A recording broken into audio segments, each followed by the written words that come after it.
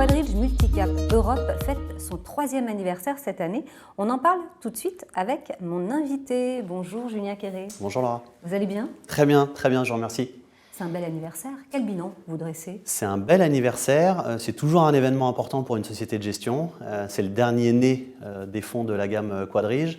Un bilan très positif. Ça a été une année particulière, un vrai baptême de feu en fait pour ce fonds-là, puisque ça a été à la fois difficile et singulier. Difficile parce qu'on a vécu sur les 3 années quasiment la moitié du temps qui a concerné des marchés baissiers.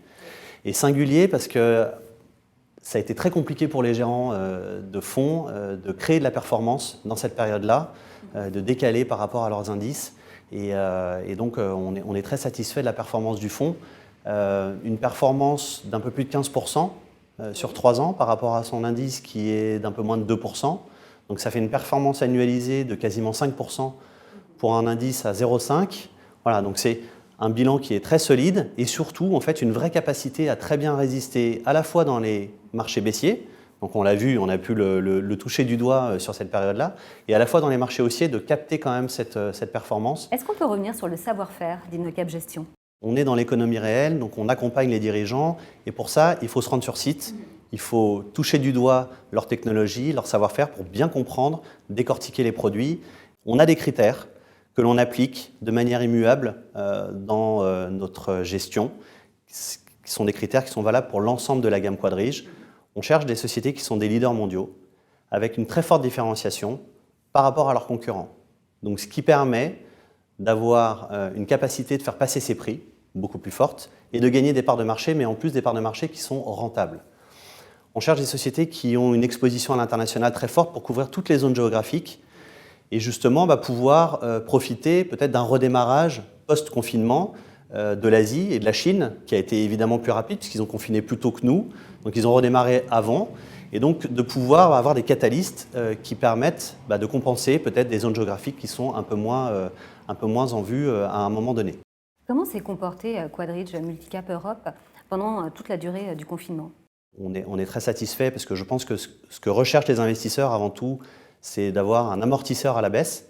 Donc le fonds a démontré sa capacité justement à très bien résister et puis à amplifier aussi la hausse puisqu'on a quand même un écart de performance assez significatif par rapport à notre indice qui doit se situer aux alentours de 10% au moment où on fête les 3 ans du fonds. On ne va pas se projeter uniquement sur le S2, on va aller au-delà. Dans les 5 ans à venir, quelles sont vos ambitions? Alors l'ambition pour ce fonds-là, c'est d'avoir un fonds qui a une capacité de collecte évidemment beaucoup plus significative que les autres fonds historiques de la gamme. On avait vécu en 2017 la fermeture anticipée de notre fonds phare, ce qu'on appelle notre flagship, qui est Quadridge France Small Cap, victime un petit peu de notre succès. Donc ce fonds-là avait été fermé à la souscription.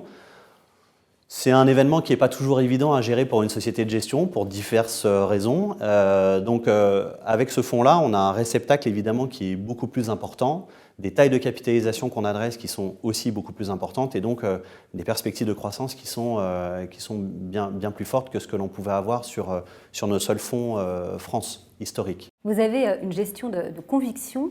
Pour vous, les critères extra-financiers sont toujours très importants? C'est un critère d'exclusion, c'est-à-dire que si on n'est pas sur ces critères ESG, aujourd'hui on est de moins en moins regardé. Donc c'est valable à la fois pour les investisseurs sur nos fonds, mais c'est valable aussi pour les grands investisseurs à travers les sociétés aussi dans lesquelles on peut investir. Donc on est très attentif à la capacité des sociétés dans lesquelles on investit de réunir l'ensemble de ces critères et de se mettre dans ce profil-là.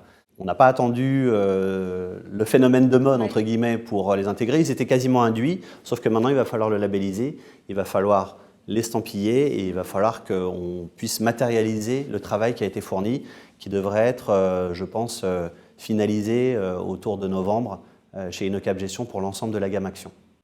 Merci beaucoup, Julien. Merci à vous.